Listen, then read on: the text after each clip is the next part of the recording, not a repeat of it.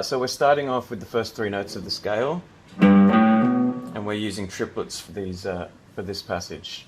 Now then, from those first three notes, we then turn into you could think of it as a B minor 7, a B minor chord. Yeah, B minor 7. Or I'm more thinking of just extending the G, like a G major 9 sort of thing. So it's a bit of a scale, a bit of an arpeggio. And I do that twice in triplet form.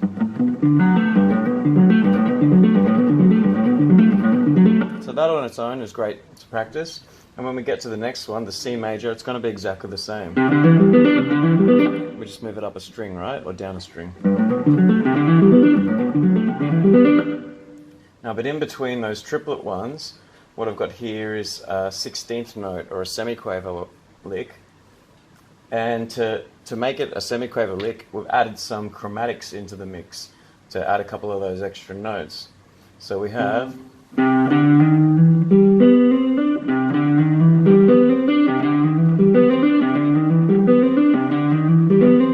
some chromatic passing tones and also an extra scale tone there.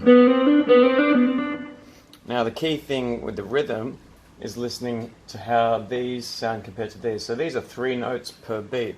1, 2, 3, 1, 2, 3, 1, 2, 3, 1, 2, 3. These are 4 notes per beat. 1, 2, 3, 4, 1, 2, 3, 4, 1, 2, 3, 4, 1, 2, 3, 4. So what we want to do is get 1, 2, 3, 1, 2, 3, 1, 2, 3, 4, 1, 2, 3, 4, 1, 2, 3, 1, 2, 3, 1, 2, 3, 4, 1, 2, 3, 4. So the clicks, the beat stays the same. But the subdivisions, or the number of notes that you play per beat, increase, which means the speed increases, right? The speed of your playing, not the speed of the tempo. So let's hear how that sounds a bit slower, going from one to the other. 1,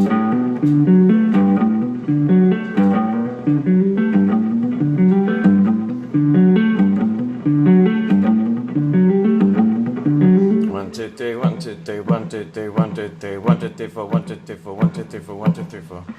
Alright, so then what we do is just continue going through the rest of the scale and get to the top and start reversing it, do a backwards version.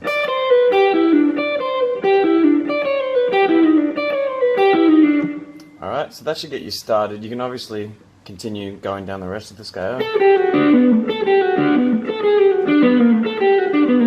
Like things like that. You can keep it going, try it through all the rest of your modes.